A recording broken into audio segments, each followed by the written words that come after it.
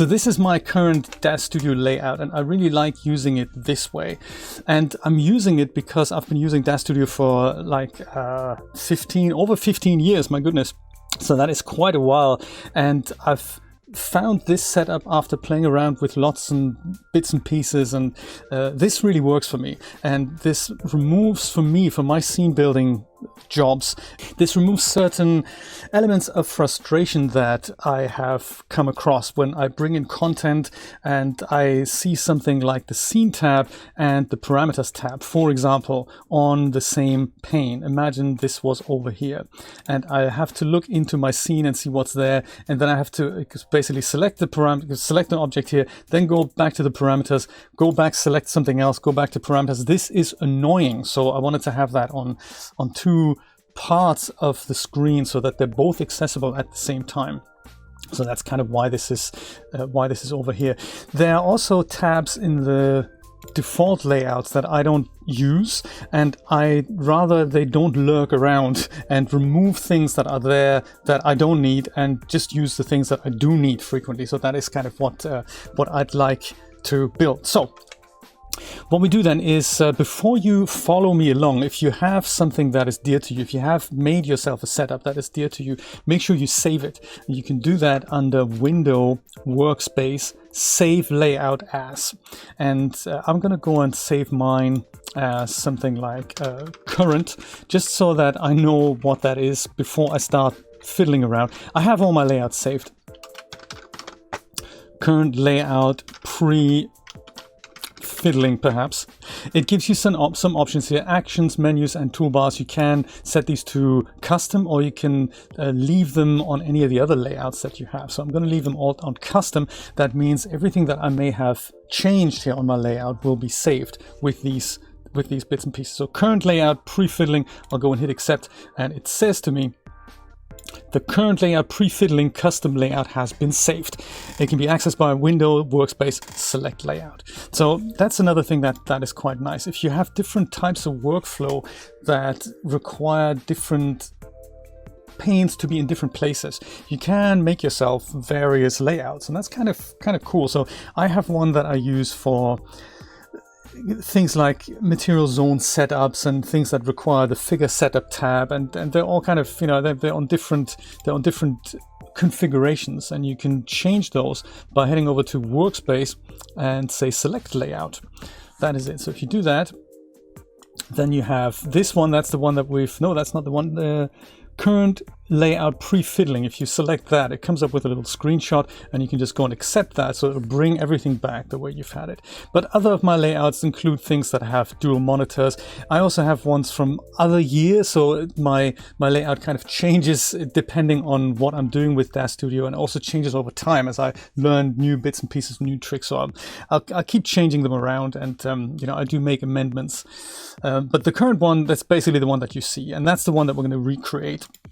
So yes, so the reason why I've set it out the way it is because this is what I'm using mostly, and it works really well for me. But the default layouts, you can bring them in via Window, Workspace, just where we just were, Select Layout, and then the top ones here at the top: Full Service, Hollywood Boulevard, Self-Service, City Limits Light, and City Limits. Those are the ones that they give you from DAZ Studio, that come with DAZ Studio, and they try to be really helpful here. So let's go through them all and see how they differ and which one I'd start with and amalgamate into my own layout.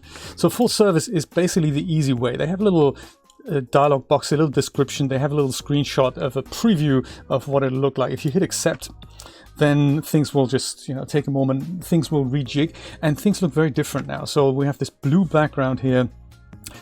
Keyboard shortcuts and modifiers are now different than the ones that I've set up, and most importantly, you have these tabs at the top here. So this is something that is kind of an interesting design philosophy. Many 3D programs used to have that about 20 years ago, and it's kind of fallen out of favor. The Adobe suite still has this kind of thing that when you click a tab here, it changes the user interface depending on what you're doing with the application. So the idea is you start here, and for bringing in actors and wardrobe, you need certain tabs and you need certain bits and pieces. So you do that. Once you're done with that, you go and click on this tab, and you go and pose people, and then once you go on this tab, you can maybe animate people, then you set your lights, and then when you're ready to render the final scene, then you press this tab.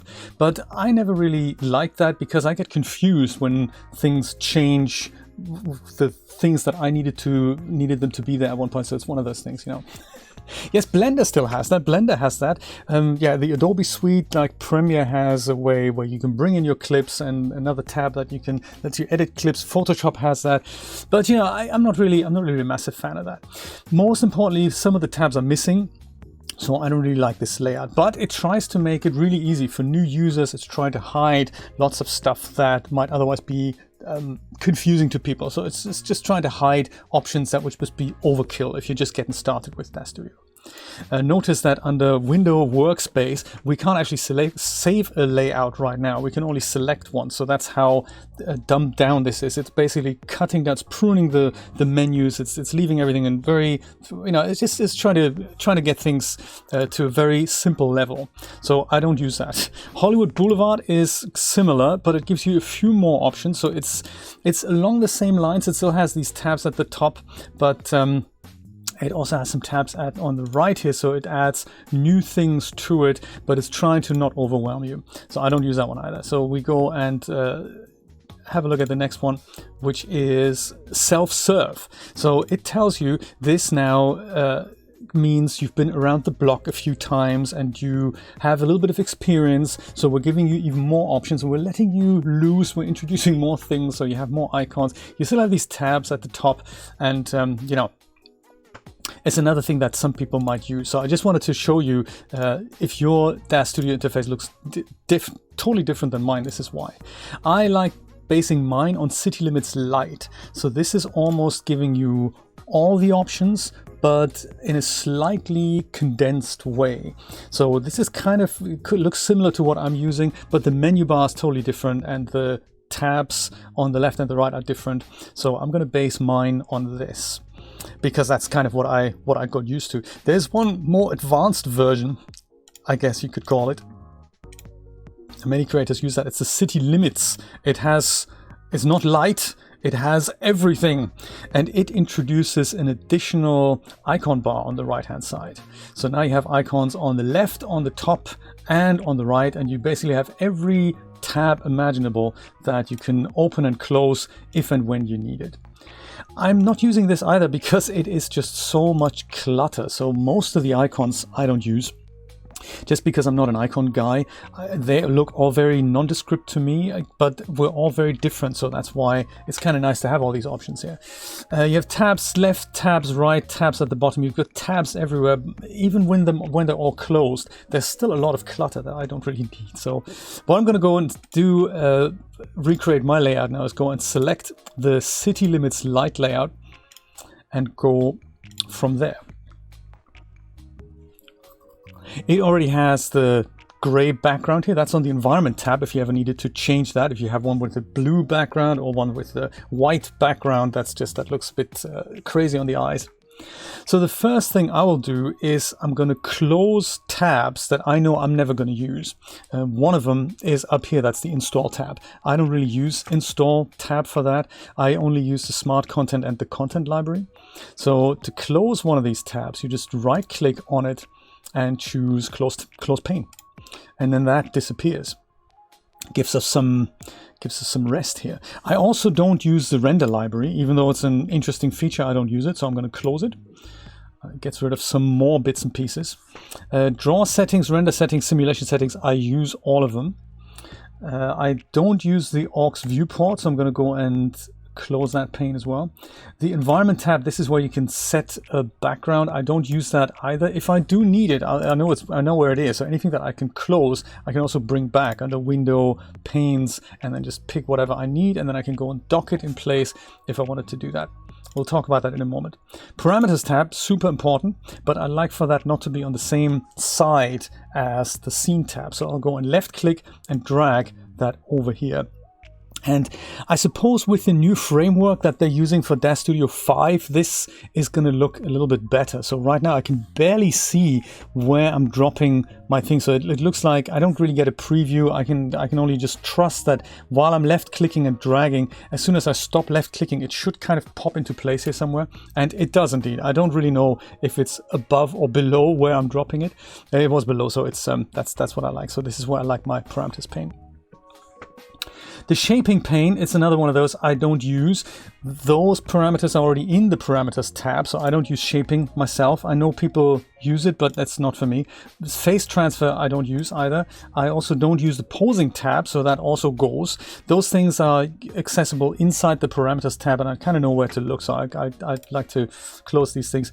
The surfaces tab, that's also important, so I'm going to go and left click and drag that over here as well. Usually that I put that underneath my parameters tab, so left click and drag, pop it in place, and then that's where that will dock. If they're in the wrong position, if you like the surfaces tab somewhere above the parameters tab, you can just go left click and drag, and then the positions of those tabs will change. So I like doing that.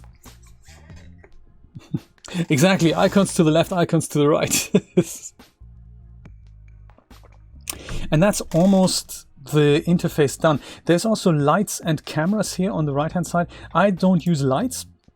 I'll close that. I do use the cameras from time to time, but it's not exactly necessary. So this is just splitting out a selection of cameras or lights, whichever tab you're using, that are also accessible on the parameters tab. Sometimes it's nice that you have the parameters of an item showing that you've got selected, while also then going to the camera settings and quickly making a change there. So it's personal preference.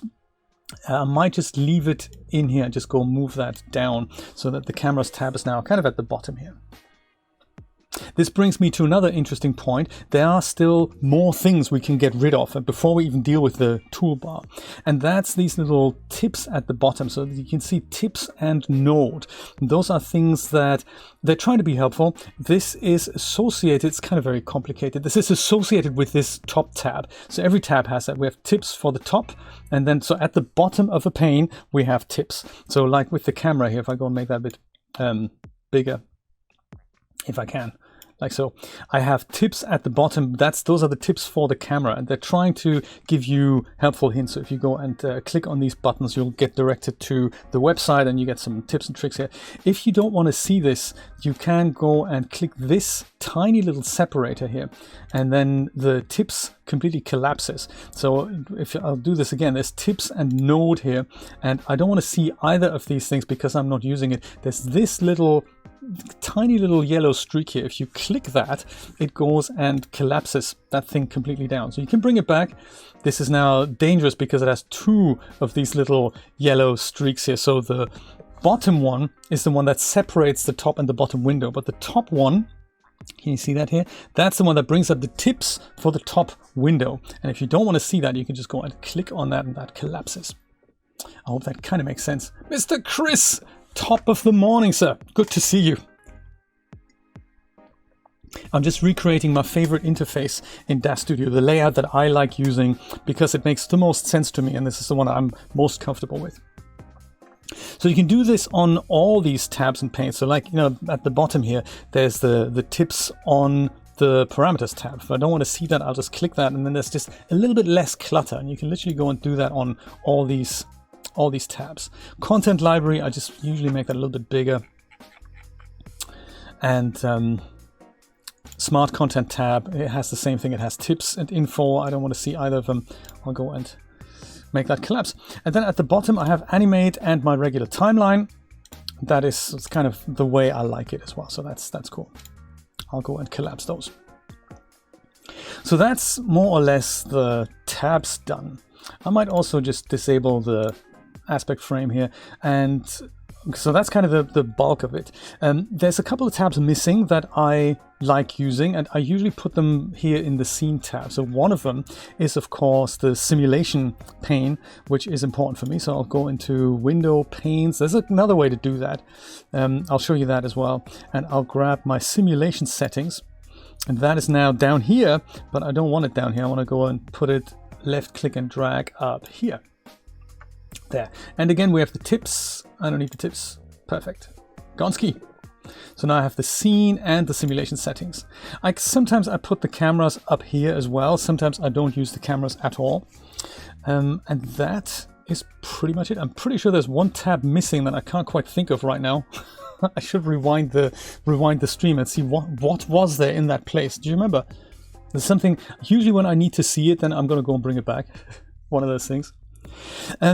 But aside from those, there's two other tabs missing that I find very, very important, and they're very often underutilized, and that's the draw settings and the tool settings. So I need these things all the time. The tool settings have adjustments on any of the tools that you use. So like the 3D manipulator, the rotator, the geometry editor, which currently isn't showing on the menu. So we'll deal with the menu in a moment. Those things, they all have settings, and to change them, we need the tool settings tab. So I want to go and bring it in here. So the one way to do it is to do it from the window tab, window, tabs, panes, and then pick it from there. But you can also go and right click on any of these portions of, like the empty portion of a the pane essentially, and if you right click that, you can go and say add a pane from there. So I need my tool settings, and as you do that, it docks itself automatically in that spot. That's quite nice. So tool settings I need, and also need the draw settings, and they are responsible for draw settings. Where are they? Are they all there here already? I've got them already. All I need to do is move them to the bottom. It's kind of in the least used is at the bottom. This one is responsible for how the viewport behaves that you've currently selected. So in here I can say if I use my if I have something like a primitive in here, say a cube, and if I go and have, by default, this is all disabled at the moment. By default, in the texture shaded view, I believe, you see the surface highlight every time you hover a mouse over a thing. And if you have 20 objects in your scene, you just see flashing all the time. And if you're epileptic, then, that's going to cause a seizure. So I'd rather, this is not switched on.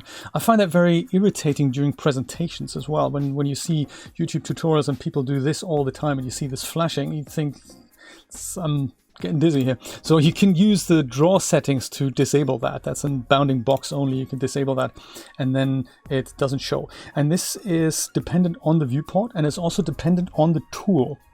So some tools, like the surface selection tool, they do make sense if you hover over something and you want the surface that you're currently selecting highlight, that you know which surface it is. So that makes perfect sense. But some things like the 3D manipulator, that doesn't make sense. So I switch it off in the draw settings tab. It is, isn't it, Brian? Puppeteer. Thank you so much, Marcelo. Absolutely. How could I have forgotten Puppeteer? Let's go do that. Right click on here and say yes, Puppeteer and Power Pose. Thank you. Those are the ones, the P's. So Puppeteer goes here. That's an important tab for me. And then I'm also going to use, well spotted, Marcelo. Thank you so much. I love it. And then we have the Power Pose. And those are, I find those really important. I think more important than the simulation settings. So I'll go put those downstairs here. I might even just go get rid of cameras. I'm thinking cameras, close pane. There we go. So Puppeteer, yes, very, very important. And then there's Power Pose. Loving that. Okay, goody. That is that. By default, I also do something else. I just wanted to mention that. I don't use the default modifier keys for orbiting around things and panning things in the scene. So by default you have to click Control and Alt and then left click and drag to orbit around an object and right click and drag to pan. So I don't really use that because if you do it a lot, I found that just pressing two keys is just too cumbersome for me, and I also find that my left little finger is kind of too far down, so it's not comfortable for me to do that. So I much prefer to do it like many other applications do it, like Hexagon, for example. Just click Alt and then left click and drag, and hit Shift and left click and drag to do the to walk around in the viewport. I find that much more it's just, this is more comfortable. If you're using DAZ Studio a lot, then doing this with your fingers, that's not good for your arm. So I tend to not do that. I know these are the defaults, and I try to remember it, but for me that doesn't quite work out. So I change that, and the way to do that is under Window, Workspace, Customize. This is kind of a really scary part of the interface. So I'm going to go and I'm going to go through more of this as we get to the toolbar that we're going to go and tweak. So this here at the very bottom, view controls, this is it, mouse button modifiers, orbit, control alt left mouse button, and then we have pan, which is control alt right mouse button. So what I do is I use orbit, I just use alt and left mouse button. So the way to do that is just click into here, double click I believe, into this field until it says enter new shortcut, and then you just hold alt left click into this field, and then that's changed. The same with pan. So double click in, and I'll just go and say shift click, and that's that. Apply and accept. I suppose accept was probably going to be enough for that, but that is how I'm kind of used to walking around in the, or how I like to orbit the viewport. It's a little bit easier for me. Note though that if you ever get into node weight brush painting, then that isn't going to work for you, because it requires alt to subtract from the selection. So it's one of those things, be careful about that. But that is why I have multiple interfaces set up for multiple types of workflow. So for scene building, I prefer this, but if I deal with weight maps, then I use the regular modifiers that DAZ Studio offers. One of those things. Yes, that is that's kind of how I do that. Maybe we'll go and give you a little color there, buddy. Very nice. Let's deal with the toolbar next. So that looks very different in my layout as well than it does in the default. And I don't use this because there's a lot of icons. I just never use them, and I really don't know what this is. I mean, I know if I look closely, this is a point light, and if I hover, you know, I can see the description.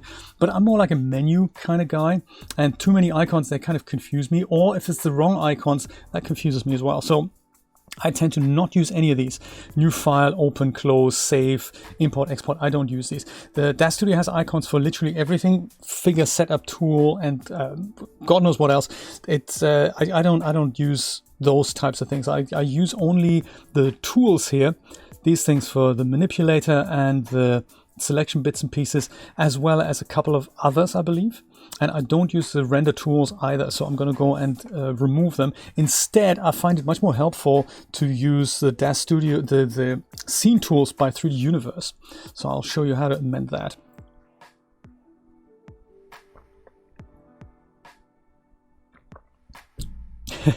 Do you know, Ibrahim, welcome.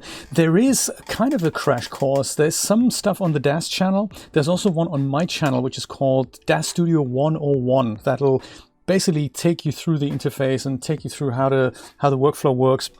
And there's many other tutorials on my channel that show you how to build little projects and how to get the most out of DAZ Studio. So if you want to have a look at that, it'll be greatly beneficial before you get going. There's also documentation, actually, speaking of it. If you just got a copy of DAZ Studio and you think, hey, I wish there was integrated documentation, lo and behold, there is. I found that out by sheer coincidence. There is, in fact, a whole pane that'll help you with that. If you go and either go to Window and head over to Panes, there's an actual help tab somewhere. There it is. This is amazing. And it has links to a PDF user guide, believe it or not. If you click that, this opens and it gives you a 96-page user guide for DAZ Studio. This is for version 4.6, but the interface and the layout hasn't actually changed all that much. So it is, it will get you started if you're more into written instructions. This is highly beneficial. And there's a couple of other things that you'll get here. There's a quick start guide. So that's a different PDF altogether. If you wanted to look into that, those things will also get you started. But they're a little bit hidden inside DAZ Studio. So I know it's something. Wouldn't it be nice if people would know about this? Huh? There's some quick start videos here that'll take you there. But yes, it's an actual help pane in DAZ Studio. I'm going to show you how to open that again, just in case we've missed it. So either right click on any of the free spaces here and hit add pane and choose help. That'll dock that right in there. Or you can also go and left click and drag it somewhere over here. Maybe put it right in the center next to your viewport so that you don't miss it. Or if you're more a fan of not doing that, you can also head over to Window, Panes, and pick help from there. So that'll get you started. It is a total surprise to me as well. Michael, oh, that's nice of you to say. Thank you. I'm glad you found that useful. Yeah, there's some good classics in there, and I'm hoping. I never really finished the series. I always glanced over render settings. There's also characters and all that. It's not mentioned. That was always planned for a second series, and I just got busy with other things. I just couldn't do it. So, but it's still in the back of my mind. So one day I'll either complete it, or more likely I'm going to start again from scratch the moment DAZ Studio 5 hits the road. And then we can just have a cohesive starter guide. We can even collaborate on this and let me know what you'd like to see. Let me know your major stumbling blocks with DAZ Studio and see what it is that you'd like to see in there. Let's have a look at the toolbar. This is another very, very interesting thing to modify, and it's kind of difficult, but we'll get there together. Commander Cody, top of the morning, sir. Let's tweak the toolbar to my liking. Window, workspace, customize is going to get you there. There's also F3, that's a shortcut for that. And in here, this looks very scary, and this is don't be bamboozled by all the options here. It's kind of crazy. You have activities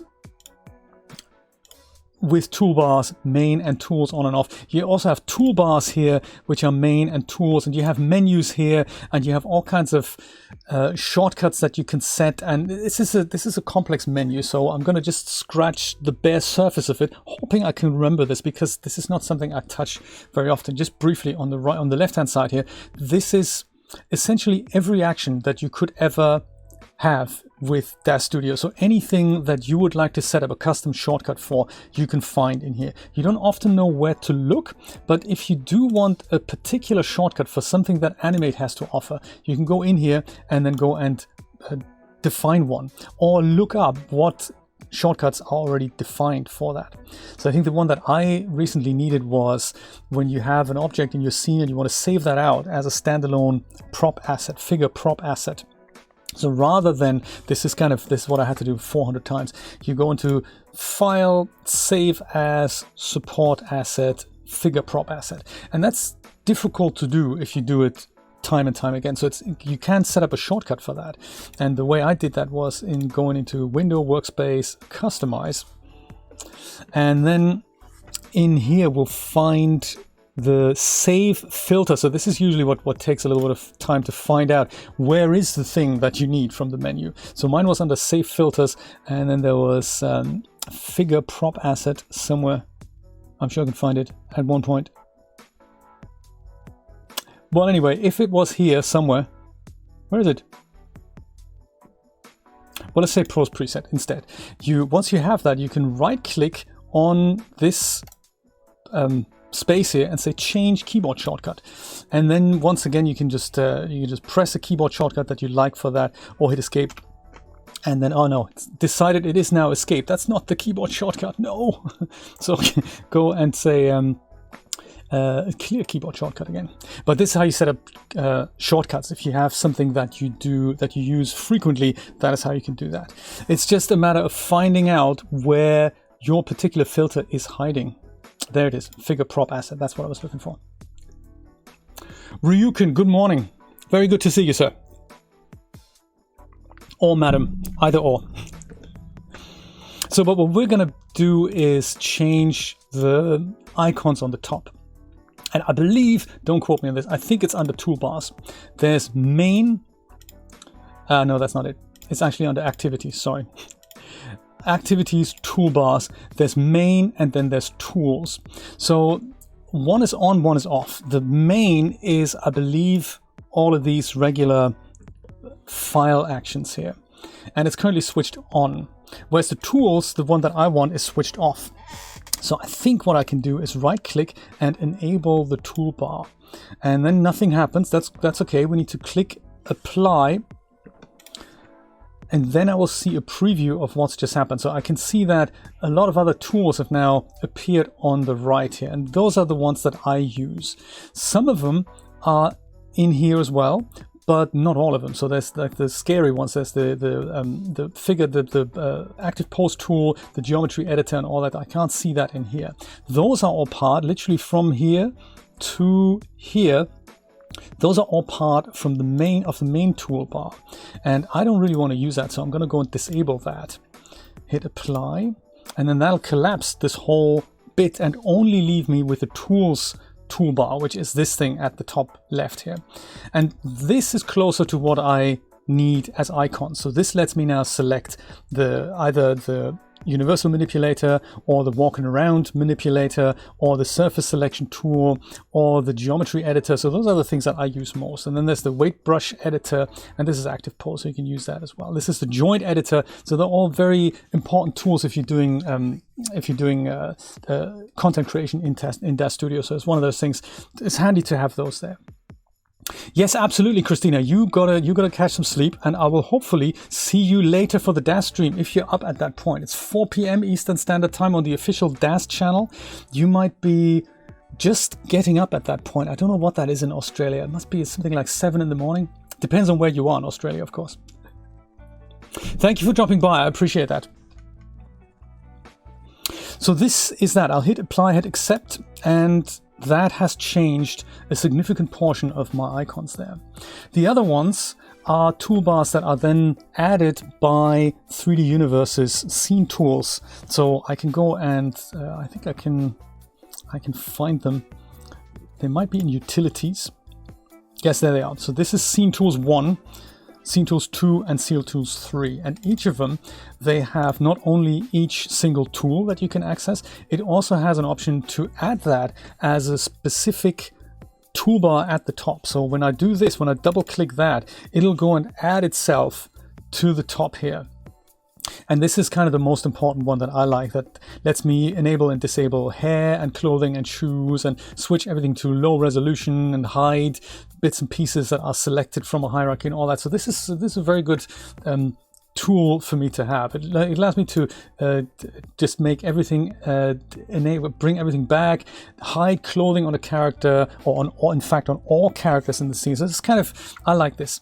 But there's other tools that I find helpful, which are contained in the Scene Tools set 2, and it also has the same setup. So each tool is accessible as an action or as a little icon, but also double click the toolbar set and it'll just go and add that over here.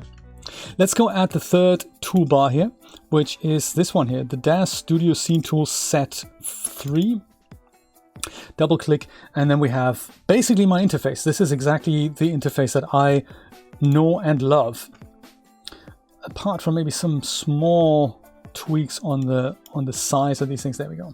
I'm very particular about size, so these need to be a little bit larger here. There, and that's that. That is my interface. And that is how I create it, and that's how I can recreate it from scratch every time. And now the final step here, I need to go and save this and make sure this is the one that I can go back to in case I do make a change, in case I fiddle around in menus and I don't quite know what I'm doing and I've screwed things up and I'm thinking, oh dear, is there an option to go back? Well, you can only, once you've saved your layout, you can go back to that. It's kind of nice. So I'll go and save this layout as something like current post fiddling. Let's just say that. And I'll save my actions, menus, and toolbars. They all need to be set to custom. And I can also give it a description if I wanted to remind myself of what is this for. Quick UI demo, perhaps. But if you have more elaborate notes to yourself, you can go and put them in here. Hit accept. DAZ Studio will tell you that went well, and you can bring it back at any time.